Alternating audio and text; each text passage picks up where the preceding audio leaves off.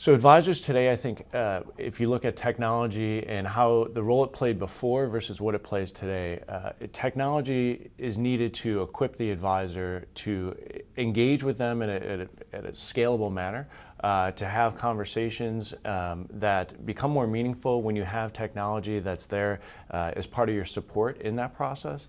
It mitigates a lot of the cost that's associated with your typical advisor relationship, which, as technology evolves and some of these new entrants that try to disintermediate the advisors go to market, a lot of it is predicated around cost. And if you can take that cost down and allow the advisor to scale their operations, scale their services, it allows them to have more meaningful dialogues with their end clients, which is important, right? At the end of the day, you call an advisor because you want their advice. And by giving them tools that allows them to service their clients at scale and give better advice is really, I think, the only way that advisors are going to be able to remain in the game as they have been.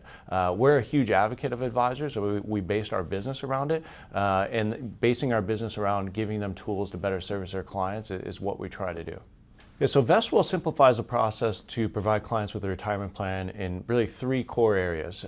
We try to remove the cumbersome, confusing nature that typically comes with establishing a 401k or a 403b plan for your employees or just a plan sponsor in general. The second thing we try to do is mitigate the cost involved. We never want cost to be a burden or a hurdle for someone in offering a retirement plan to their employees. So we actually take that cost away from the plan sponsor if they don't want to take that on and pass that on to the participant, but it's still at a fraction of the cost of what a traditional provider would be charging for those services. And the third thing we try to do is mitigate the legal responsibility that an advisor or plan sponsor has and help carry that for them. So we act as the named fiduciary if someone needs to. We can act as the named investment manager, the named trustee, and the named administrator in that equation. And it doesn't have to always be us facilitating those roles, but we step in to try to help out our clients as much as they need. So if they need those services, they're there. If they want to play a certain role in that equation, we're more than happy to accommodate them to do so, but look at us as really an extension of the advisor and their clients and servicing them in whatever capacity they need. The advantages that a plan sponsor has in working with an advisor through Vestwell is the advisors are there to help design a plan and do what's right for their plan sponsor clients and the employees. We designed our platform to really get back to the core of why someone's trying to offer a retirement plan. So is that offering really predicated around the plan sponsor trying to save as much money as possible for the partners of the firm? Or is it trying to give tools to the employees to help retain and recruit those employees over time?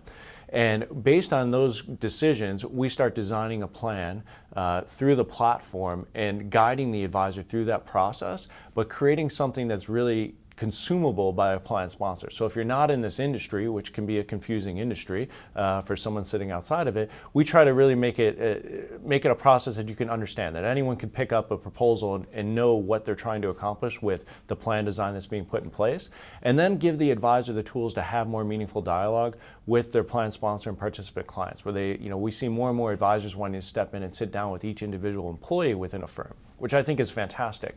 But you have to give them tools to be able to do that at scale.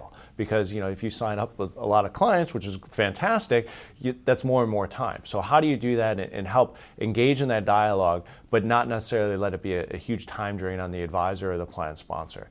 So in facilitating that through technology and services that we offer, it changes the dynamic that a plan sponsor has with an advisor when they're rolling out a retirement plan.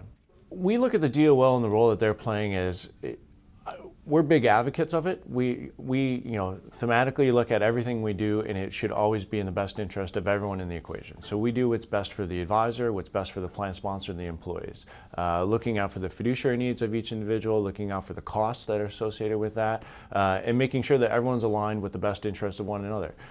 Whether or not the DOL goes into effect with the full course that it had initially been proposed to, I think has really at this point become irrelevant. I think people have changed their practices to encompass what's in the spirit of the DOL.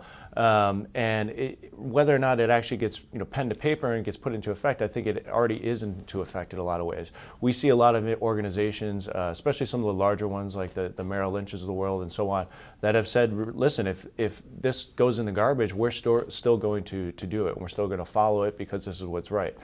So I think it's encouraging that the financial services industry is coming back to being a services firm or services industry and actually focused on what their clients' needs are. And doing that is in the best interest of everyone, and it should be followed.